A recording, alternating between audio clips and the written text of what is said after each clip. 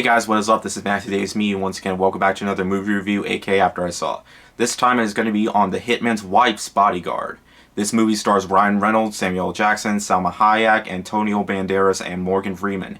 And this is the unexpected sequel to The Hitman's Bodyguard, which was released back in 2017. In this movie, Michael Bryce got his bodyguarding license revoked, and he decides to go on vacation to forget about having to bodyguard. And to top it off, he refuses to fight, whether with fists or guns. But then Darius's wife, Sonia, comes in to get her to help save Darius from a kidnapping, as well as having to protect both him and her. Now, I liked the first movie. I thought it was a fun enough time. I liked Ryan Reynolds and Samuel Jackson's chemistry together in the first film. It wasn't a great movie by any means necessary. I thought it was just a fun, guilty pleasure action comedy film that I personally enjoyed. This film, to me, I thought was definitely a step down from that. I mean, the casting is good, and the actors are good in the movie too. They are funny at some parts. I thought it did have some chuckle-worthy moments from each of the characters, and I can say they were the best parts of the whole movie. But my biggest issue with the whole thing is that the jokes kind of started getting old really fast. I mean, it's pretty much like the first film, but with Salma Hayek playing a really big part. And with the fact that there's pretty much uses of humor in almost every single scene, it kind of makes the movie a bit predictable. Like, there are going to be some spoilers, by the way, so fair warning for you guys. Like, there's a part where you're supposed to think Michael Bryce dies, but he doesn't.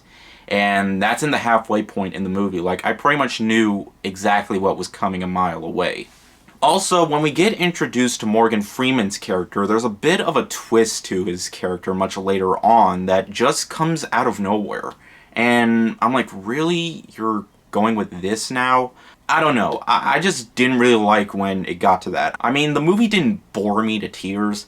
I mean, it's less than an hour and 40 minutes long, and there is some fun to be had. But the problem is, it kind of feels much the same, except Michael Bryce isn't supposed to be bodyguarding, but he is, and Salma Hayek playing a really big part. I honestly didn't really expect myself to like this one that much. I feel like it was mostly made because of the surprising success of the first film.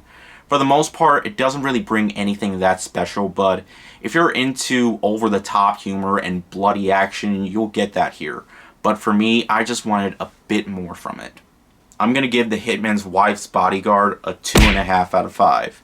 So yeah, it really didn't need to be made, but it did. But hey, it is what it is. A lot of you guys have been asking me if I was going to review Luca, and I will. I already watched that. I have a review for that.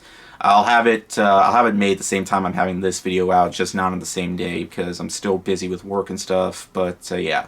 But thank you guys so much for watching. Before I end this video, last year, me, Matthew Bailey, and his cousin Tyler made a skit last year called Trapped.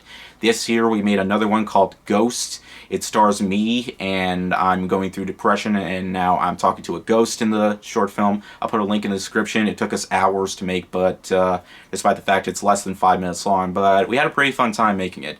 So yeah, put a link in the description to check it out if you want to. But yeah, thank you guys so much for watching, and I'll see you guys later. Word out.